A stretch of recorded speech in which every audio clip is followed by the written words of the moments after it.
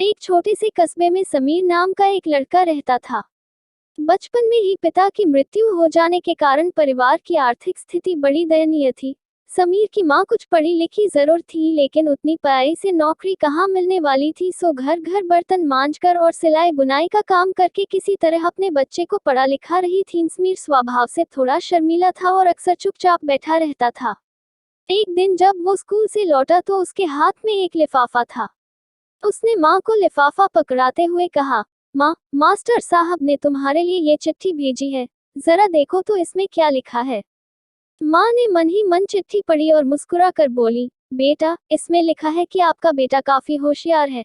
इस स्कूल के बाकी बच्चों की तुलना में इसका दिमाग बहुत तेज है और हमारे पास इसे पढ़ाने लायक शिक्षक नहीं है, इसलिए कल से आप इसे किसी और स्कूल में भेजें।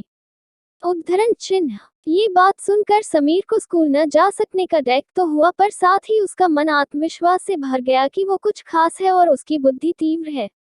माँ ने उसका दाखिला एक अन्य स्कूल में करा दिया।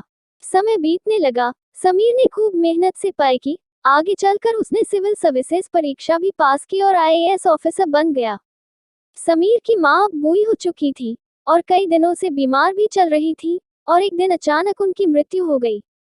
समीर के लिए ये बहुत बड़ा आघात था। वह बिलख बिलख कर रो पड़ा। उसे समझ नहीं आ रहा था कि अब अपनी माँ के बिना वो कैसे जिएगा। रोते रोते ही उसने माँ की पुरानी अलमारी खोली और हाथ में उनकी माला, चश्मा और अन्य वस्तुएं लेकर चूमने लगा।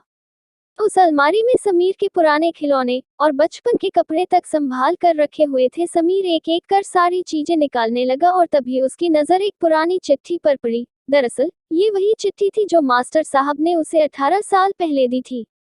नम आंखों से समीर उसे पढ़ने लगा।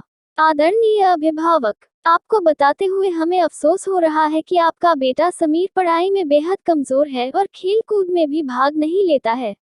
जान पड़ता है कि उम्र के हिसाब से समीर की बुद्धि विकसित नहीं हो पाई है, अतः हम इसे अपने विद्यालय में पढ़ाने में असमर्थ हैं। आपसे निवेदन है कि समीर का दाखिला किसी मंद बुद्धि विद्यालय में कराएं अथवा खुद घर पर रख कर इसे पढ़ाएं। सादर।